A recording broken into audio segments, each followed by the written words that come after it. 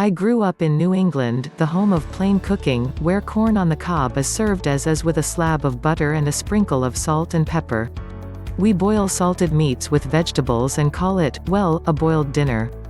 Our clam chowder is white, our baked beans have bacon and molasses in them, and no one in the world has ever invented a food that was improved by the addition of curry. By the time I was 18, I could boil a lobster, steam clams and grill a pork chop to perfection.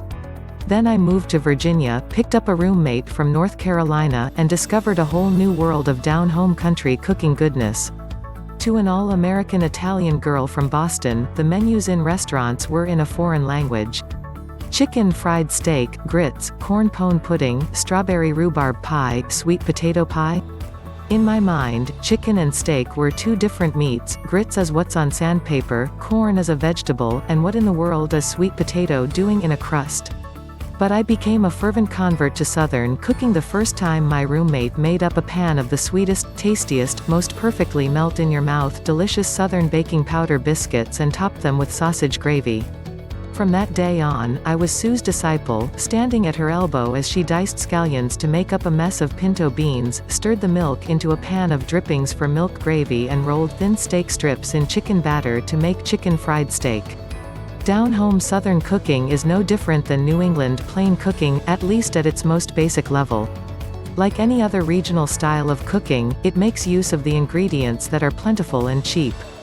In New England we gussy up our dried beans with brown sugar and molasses, and serve them with thick, sweet heavy brown bread dotted with raisins, perfect fare for cold winter nights. In North Carolina, they simmer for hours with salt pork and onions and served with scallions for scooping and a side of flaky biscuits cut out of dough with a juice glass. Salty, spicy and flaky good all at once, it's a down-home meal that makes my mouth water just to remember. Some dishes just don't translate though. There is no New England substitute for a Southern barbecue sandwich, shredded pork simmered with spices for hours and ladled over buns in a sandwich that really requires a fork. The ubiquitous Sloppy Joe just doesn't cut it. It lacks the spicy sweet tang and buttery texture of real slow simmered pork barbecue.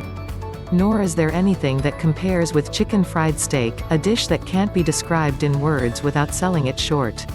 If you've had it, you know how good it is. If you haven't, the idea of dredging and dipping strips of beef and frying it like chicken just doesn't do it justice. My New England Italian roots show wherever I go. Lasagna will always be a favorite meal, and New England boiled dinners still make my mouth water.